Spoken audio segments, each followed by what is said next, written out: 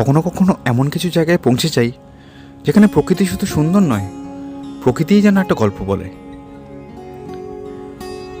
আজ আমরা এসে পৌঁছেছি উড়িষ্যার গজপতি জেলার সেই রহস্যময় পাহাড় মহেন্দ্রগিরিতে।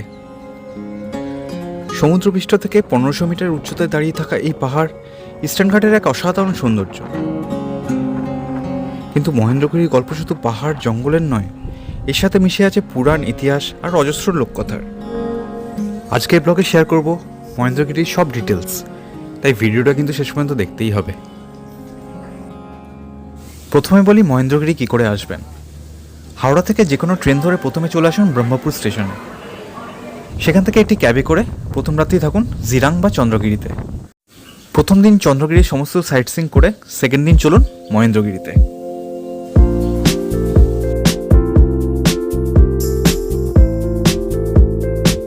আমাদের ট্যুরের ডে 2 আজ অনেক কটা সাইট সিইং করার আছে, তাই সকাল সকালই ব্রেকফাস্ট করে বেরিয়ে পড়লাম মহেন্দ্রগিরির উদ্দেশ্যে।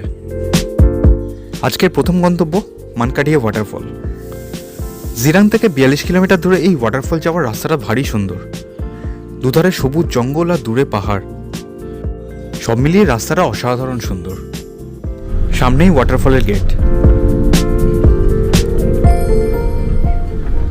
গাড়ি এখানে পার্কিং করা হয়, সেখান থেকে মাত্র 5 মিনিটের হাঁটা পথেই পড়ে এই মানকাডিয়া ওয়াটারফল।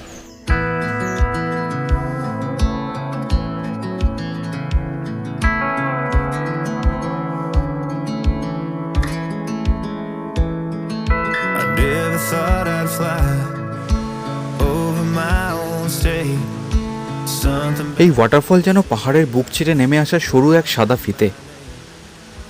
চারপাশের ঘন সবুজ জঙ্গল আর ঝর্ণার শব্দে পুরো জায়গাটাই যেন জীবন্ত হয়ে উঠেছে।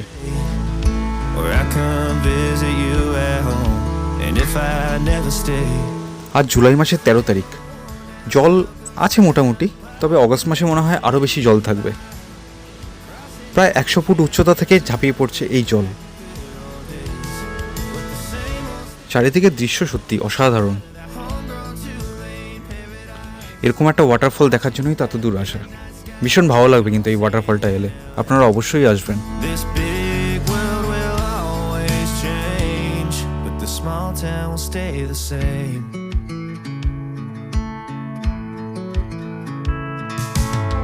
This concrete tree line's got my head up in the clouds. A good thing that I got my roots back in steady ground. Mankadia waterfall আমাদের কিন্তু দারুণ লাগলো। এবার আমরা যাব গন্ধাহাতি ওয়াটারফল দেখতে। মানকাডিয়া থেকে 66 কিলোমিটার দূরে রয়েছে এই গন্ধাহাতি ওয়াটারফল। রাস্তা দুধারে সৌন্দর্য উপভোগ করতে করতে কখন যে পৌঁছে যাবেন বুঝতেও পারবেন না। গন্ধাহাতি ওয়াটারফলের চারিপাশে ছিল ঘন জঙ্গল। কথিত আছে যে আশেপাশের জঙ্গলের হাতি সন্ধ্যের সময় এই ওয়াটারফল জলে স্নান করত আর ফিরে যেত জঙ্গলে। এই থেকেই নাম হয় এর গন্ধাহাতি ওয়াটারফল।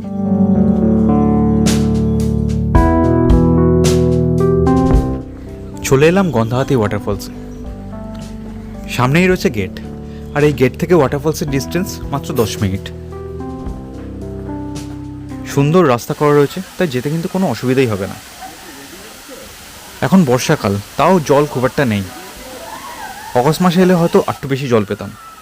তবে বেশি জল না থাকার জন্য যেটা সুবিধা হলো, আমরা ওখানে গিয়ে স্নান করতে পারলাম। আপনারা এলে আপনারাও কিন্তু এখানে স্নান করতে পারবেন।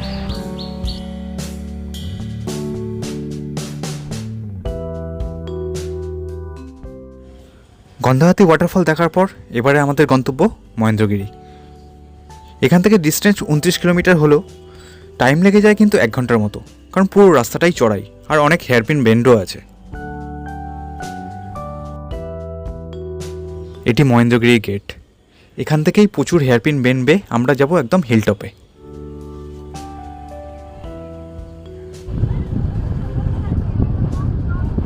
এই রাস্তায় এলে মাঝে মাঝে কিন্তু গাড়ি থেকে নামতে আপনাকে বাধ্য করবেই, এতটাই সুন্দর এই রাস্তা।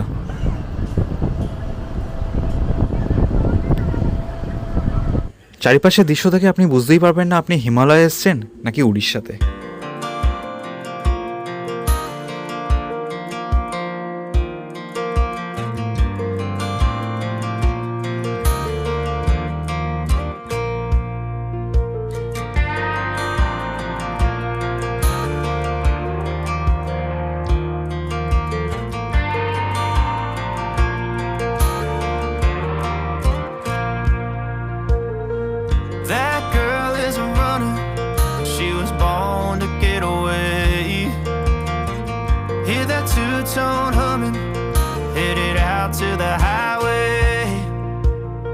I should have seen it coming through the years left in the dust. But after all the lessons learned, it would end the both of us. There's a first for everything, like a hand holding mine. এই হলো মহেন্দ্রগিরি, উড়িষ্যার second highest peak, দেওমালির পরেই। বেশিরভাগ সময়ই এই জায়গাটা পুরোটাই মেঘে ঢাকা থাকে। আজ কোনো মেঘ নেই, কোনো বৃষ্টি নেই, তাই পুরো পাহাড়ের রেঞ্জগুলো দেখা যাচ্ছে। I forgot what set her free. I taught her how to leave.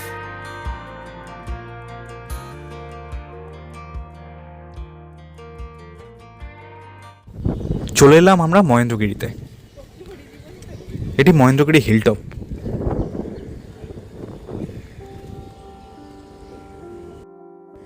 চারপাশে সবুজ পাহাড়, মেঘের আনাগোনা, রোদ, ছাওয়া আর পাহাড়ের বুক ছেড়ে উঠে যাওয়া এই রাস্তা। মনে হবে শহরের কোলাহল থেকে অনেক দূরে আমরা যেন এক অন্য জগতে চলে এসেছি। এখানে দাঁড়ালে শুধু পাহাড় দেখা যায় না, শোনা যায় বাতাসের শব্দ, দূরের পাখির ডাক আর নিজের মনের কথাও। কিছু কিছু জায়গা ক্যামেরাতে ক্যাপচার করা যায়, কিন্তু অনুভূতিকে ক্যাপচার করা যায় না। মহেন্দ্রগিরি সেরকমই এক জায়গা। চলে এলাম আজকে থাকার আস্তানা মহেন্দ্রগিরির নেচার ক্যাম্পে। মহেন্দ্রগিরিতে থাকার এটিই একমাত্র জায়গা। এখানে টোটাল 10টা রুমের কটেজ রয়েছে, এর মধ্যে 3খানা ডরমিটারি আর 7খানা ডিলাক্স রুমের।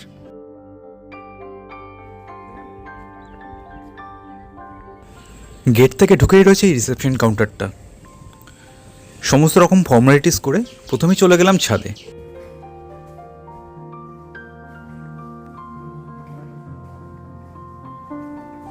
এই নেচার ক্যাম্পের সবথেকে আকর্ষণীয় জায়গা হলো এই ছাদটা। ছাদ থেকে পুরো সামনের পুরো ভ্যালির ভিউটা পাওয়া যায়।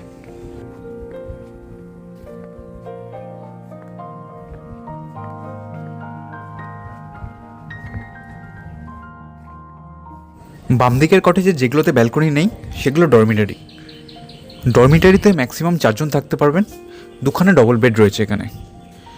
এখানে থাকার খরচ 1500 টাকা per day per head, including food. Deluxe রুমে থাকার খরচ 5250 টাকা দুজনের জন্য। এক্সট্রা পার্সনের জন্য 1500 টাকা লাগবে। আমরা ডান দিকের এই 5খানা কটেজ বুক করেছিলাম।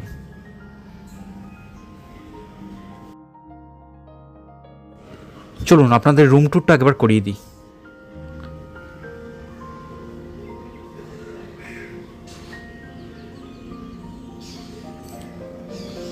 এই 5খানা কটেজই আমাদের। খুব সুন্দর সাজানো গোছানো চারিদিকটা। আর এই নিচ থেকে নামলেই এই নিচে সবুজ লনটা পাওয়া যায়। লনটা প্রচণ্ডভাবে মেনটেন করা, সামনেই দোলনা রয়েছে, বসার জায়গা রয়েছে, সবই রয়েছে। এখানে আপনি খালি পায়েও হাঁটতে পারেন। নেচার ক্যাম্পের চারিদিকটা আপাতত মেনটেন করা রয়েছে, সেটা দেখে বেশ ভালো লাগলো। কটেজগুলো সবকটাই উডেন স্ট্রাকচারের। মহেন্দ্রগিরির ওয়েদার কিন্তু প্রচণ্ড প্লেজেন্ট। এখন জুলাই মাস, টেম্পারেচার মোটামুটি 24 থেকে 25 ডিগ্রি মতো। কোনো রুমে কিন্তু তাই কোনো এসি নেই। রয়েছে এখানে একটি কিং সাইজের বেড, যেখানে 3 জন আরামসে ঘুমাতে পারেন। বাথরুমটা খুবই পরিষ্কার পরিচ্ছন্ন ছিল। খুব বেসিক কিট ছিল, সাবান আর শ্যাম্পু, এর থেকে বেশি কিছু কিন্তু ছিল না।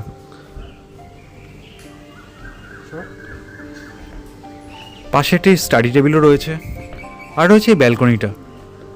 ব্যালকনি থেকে বেরোলেই কিন্তু সামনে পুরো ভিউটা পাওয়া যায়।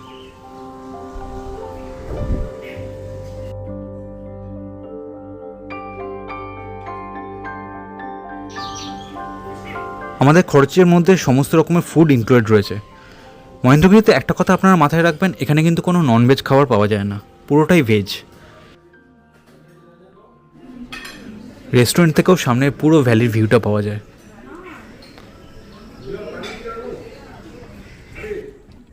লাঞ্চ করে একটু আশেপাশের জায়গাগুলো হাঁটতে বেরিয়েছিলাম। এখানে এলে আশেপাশের রাস্তা দিয়ে হেঁটে চলে বেড়াতে কিন্তু দারুণ লাগবে। প্রচুর লোক বাইরে থেকে আসেন এখানে ডে ট্রিপ করতে। সন্ধে নামার আগেই সবাই ফিরে যাচ্ছে আস্তে আস্তে।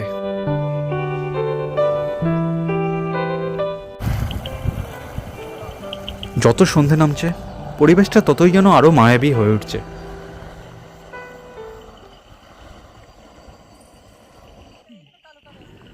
সন্ধে নামার সঙ্গে সঙ্গে নেচার ক্যাম্পের চারিপাশটা যেন একেবারে অন্যরকম হয়ে উঠল। দিনের ব্যস্ততা ধীরে ধীরে মিলিয়ে যাচ্ছে। শহরের কোলাহল থেকে অনেক দূরে এসে এমন একটা সন্ধে কাটানোর অনুভূতিটাই কিন্তু আলাদা।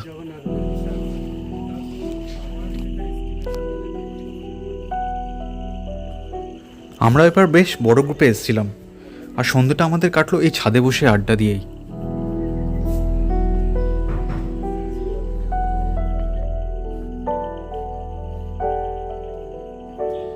নেচার ক্যাম্পের চারিদিকে প্রচুর লাইট রয়েছে, তাই যে কোনো জায়গাতেই আপনারা যেতে পারেন। যেহেতু পুরো জায়গাতেই এই নেচার ক্যাম্প বাদে কোনো কিছুই নেই, তাই কতটা নিস্তব্ধ চারিদিক বুঝতেই পারছেন।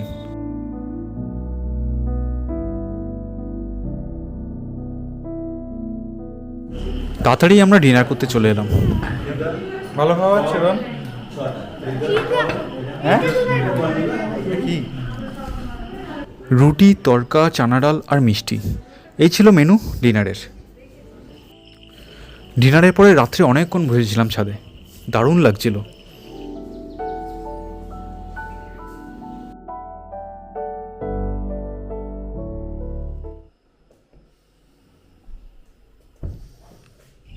ঘুম থেকে উঠেই ব্যালকনিতে চলে এলাম। নেচার ক্যাম্প থেকে দারুণ সানরাইজ দেখা যায়, কিন্তু আকাশের যা পরিস্থিতি মনে হয় না আজ সানরাইজ দেখা যাবে বলে। সকালবেলা চলে এলাম মহেন্দ্রগিরি হিল টপে। আজ আমরা যাব পাহাড়ের উপরে ভীম টেম্পল আর অর্জুন গুম্ফা দেখতে। সকালবেলা লোকজন খুব কম বলে চারিপাশটা দারুণ লাগছিল। নিস্তব্ধ পরিবেশের মধ্যে এখানে হাঁটতেও বেশ ভালো লাগছিল, কিন্তু আকাশের যা পরিস্থিতি সানরাইজ আর দেখালো না আমাদের।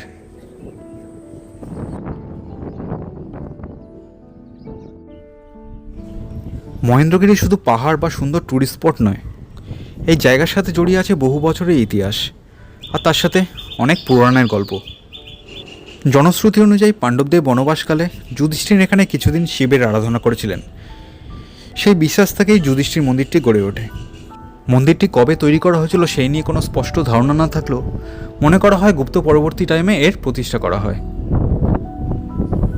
এই মন্দিরে কিন্তু প্রতিদিনই পুজো অর্চা করা হয়। পুরাণ অনুসারে মহেন্দ্রগিরি হলো সেই পবিত্র জায়গা যেখানে ভগবান পরশুরাম তপস্যা করেছিলেন। রামায়ণ এবং মহাভারতের সঙ্গে এই পাহাড়ের নাম জড়িত আছে।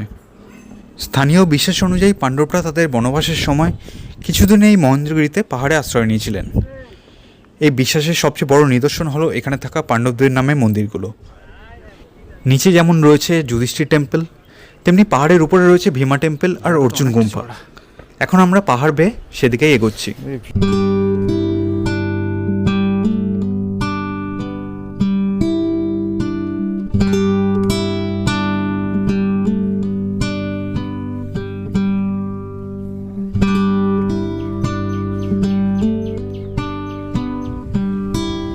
ভীমা টেম্পল যাওয়ার রাস্তা পুরোটাই কিন্তু এবড়ো খেবড়ো আর পাথুরে। সাথে বয়স্ক মানুষ থাকলে তাদের একটু অসুবিধা হতে পারে। সাথে রাস্তাটা কিন্তু বেশ খাড়াই। আমরা পৌঁছে গেছি, ভীম মন্দিরে পৌঁছে গেছি। 5000 ফিট উচ্চতায় রয়েছে এই ভীম টেম্পল। কথিত আছে ভীম এখানে শিবের আরাধনা করেন, সেই থেকে এই মন্দিরে নির্মাণ করা হয়। এখানে দারুণ হাওয়া দিচ্ছে, like it is the top of the hill. দেখো বাবা, এখানে পুরো উড়িয়ে নিয়ে যাচ্ছে তো, পুরো উড়িয়ে নিয়ে যাচ্ছে।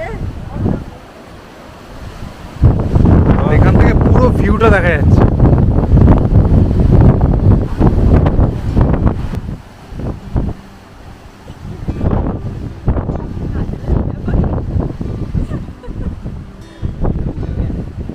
আরে তো চুল তো উড়ে চলে যাচ্ছে রে। পুরো উড়ে চলে যাচ্ছে, বা ফুলে না পড়ে যায়।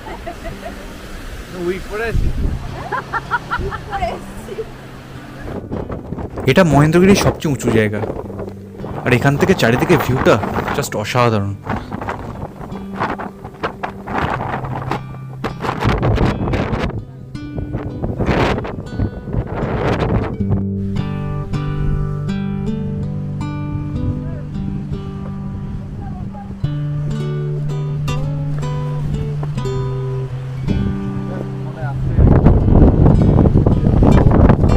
মহেন্দ্রগিরি হিলটপ। এই ভীম টেম্পলের বিশেষত্ব হলো এখানে একটার পর একটা পাথর বসিয়ে এর নির্মাণ করা হয়। কোনো আলাদা করে সিমেন্ট বালি কিন্তু ইউজ করা হয়নি এই মন্দিরের জন্য। দূরের সামনে পাহাড়ের যে চূড়াটা দেখতে পাচ্ছেন ওখানেই রয়েছে অর্জুন গুম্ফা। এখন আমরা ওখানেই যাব। বিভৎস হাওয়া চলছে, বিভৎস। ওই দূরে রয়েছে অর্জুন গুম্ফা, ওই দিকে। বাপরে বাপ।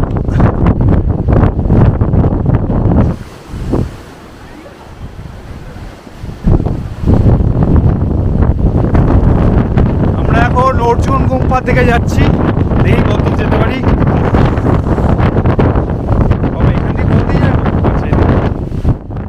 অর্জুন গুম্ফা যাওয়ার রাস্তাটা কিন্তু বেশ খারাপ, পাহাড় বেয়ে উপরে উঠতে হবে।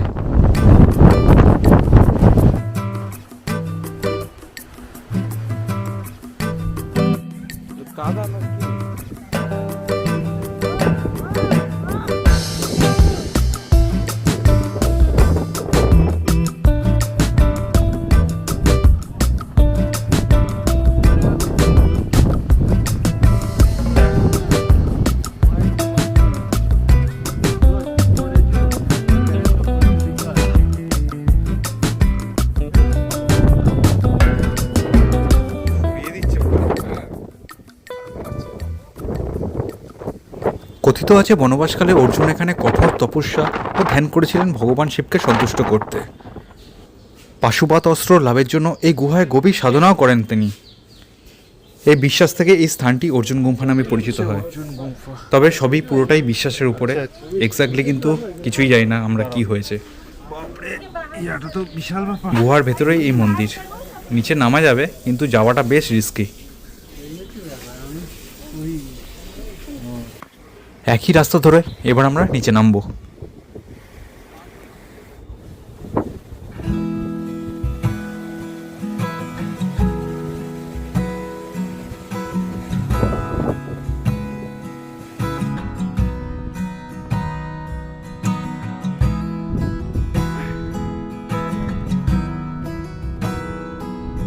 মহেন্দ্রগিরি যদি ঘুরতে আসেন তাহলে কিন্তু উপরের মন্দিরগুলো অবশ্যই আসবেন, ভালো লাগবে আপনাদের।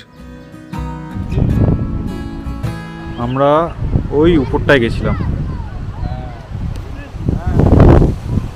এই মন্দিরটা, এটা ভীম মন্দিরে গেছিলাম। আর ওই দিকে যে দেখা যাচ্ছে ওটা হচ্ছে অর্জুন গুম্ফা। মানে এই নিচ থেকে কত দূর যেতে হবে।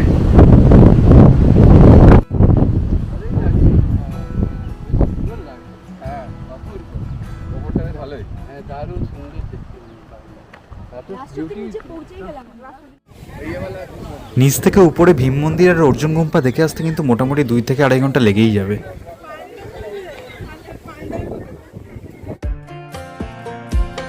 দারুণ একটা হাইকিং করে আমরা নেচার ক্যাম্পে ফিরে এলাম। Last time we talked, you had nothing to say. You chose to walk, give what we had away. I hope you get what you're looking for. But babe, with me, you close the door. Mahendragiri ঘুরতে আসা best time কিন্তু বর্ষাকাল, কারণ চারিদিকে এত যে সবুজ আর সতেজ দেখছেন সেটা কিন্তু একমাত্র বর্ষাকালেই পাবেন আপনারা। হ্যাঁ জানি বর্ষাকালে অনেক কিছু অসুবিধাও আছে, কারণ বেশি বৃষ্টি হলে হয়তো পাহাড়ের উপরে উঠতে পারবেন না। তাও যদি নেচারকে এনজয় করতে চান তাহলে বর্ষাকালই কিন্তু বেস্ট। নেচার ক্যাম্পের লোকেশন থেকে নিশ্চয়ই বুঝতেই পারছেন কি অসাধারণ লোকেশনের। চারিদিকে সবুজ ঘন জঙ্গল আর তার মাঝে এই নেচার ক্যাম্প। এখানে 2 দিন থাকতে পারলে কিন্তু মন একদম রিফ্রেশ হয়ে যাবে। Doing all that again, even for one night to see where it went. Here's the thing, you made your bed, I just got your stay out of my. Nature ক্যাম্পের লোকেশন নিয়ে তো কোনো কথাই নেই, কিন্তু এখানে 2টো জিনিস একটু ইমপ্রুভ করার আছে। একটা হলো খাবারের কোয়ালিটি আর সার্ভিস। খাবারের টেস্ট আমার খুব একটা ভালো লাগেনি, যদিও এটা আমার একদমই পার্সোনাল মত। আর সার্ভিস একটু উন্নত হওয়া দরকার।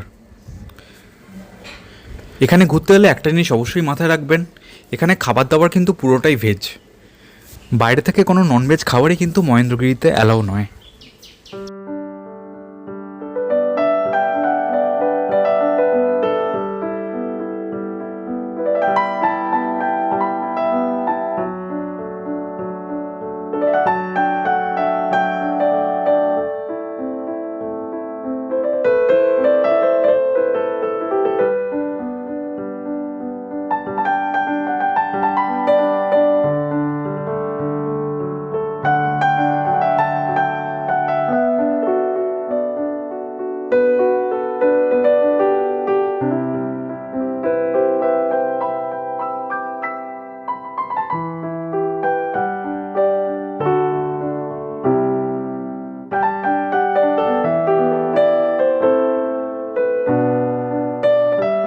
এখানে বুকিং করতে হলে আপনাদের বুকিং করতে হবে ওড়িশা গভর্নমেন্টের নিজস্ব ওয়েবসাইট থেকে।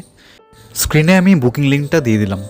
এছাড়া আপনারা জেএমএস ট্রাভেল এজেন্টের থ্রু দিয়েও বুক করতে পারেন। জেএমএসের নাম্বারটাও আমি স্ক্রিনে শেয়ার করে দিলাম।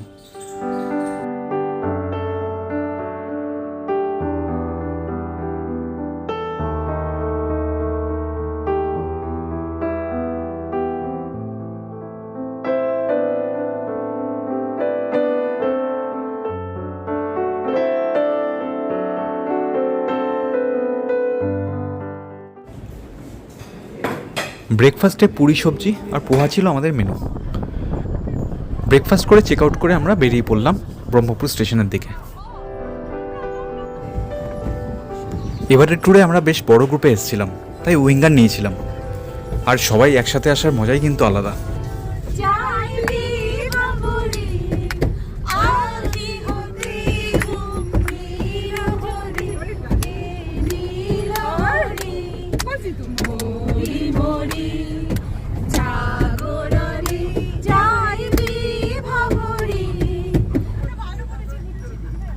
আপনারা যদি বড় গ্রুপে আসেন বা ছোট গ্রুপে, বেহরাজির সাথে কন্ট্যাক্ট করতে পারেন। ওনার নাম্বারটা আমি স্ক্রিনে দিয়ে দিলাম। উড়িষ্যার সবথেকে যেটা আমার ভালো লাগে সেটা হলো এখানকার রাস্তাঘাট। এত সুন্দর মেনটেন রাস্তাঘাট, সত্যি ভাবাই যায় না। এই দুদিন ধরে যে আমরা জার্নি করলাম, এতটুকু কোনো বাজে রাস্তা পাইনি কোথাও। চারিদিকে এত পাহাড় দিকে কেউ কি বলবে এটা উড়িষ্যা?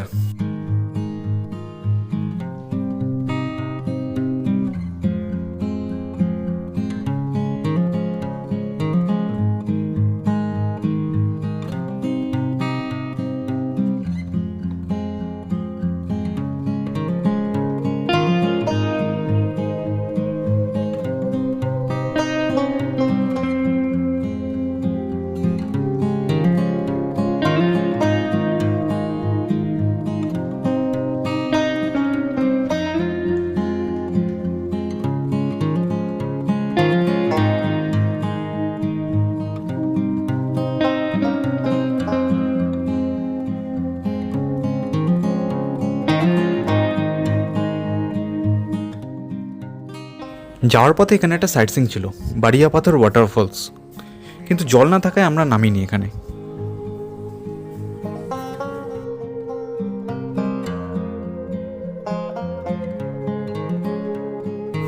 এখন আমরা চললাম জোড়াতা জগন্নাথ টেম্পলের দিকে।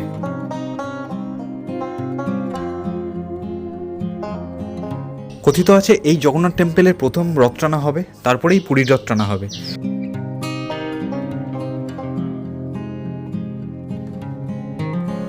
রথ আর কিছুদিন পরেই, সেই রথ বানানোর প্রস্তুতি চলছে মন্দিরের সামনেই। আমরা দুপুরবেলা পৌঁছেছিলাম, তাই মন্দির দর্শন আমরা করতে পারিনি, কারণ দুপুরবেলা 3 ঘন্টা বন্ধ থাকে মন্দির।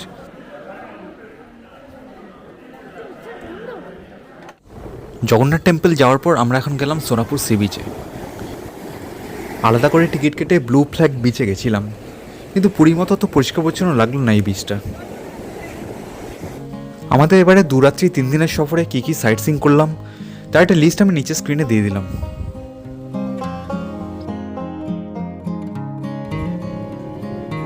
এবার বাড়ি ফেরার পালা। আমরা ব্রহ্মপুর থেকে ভুবনেশ্বরে এসে তারপর পুরী হাওড়া এক্সপ্রেস করে বাড়ি ফিরেছিলাম। মহেন্দ্রগিরির এই ভিডিও আপাতত এ পর্যন্তই। দেখা হচ্ছে আপনাদের সাথে নতুন কোনো জায়গায় নতুন কোনো এপিসোড নিয়ে। ভালো থাকবেন আপনারা। Till then, bye by.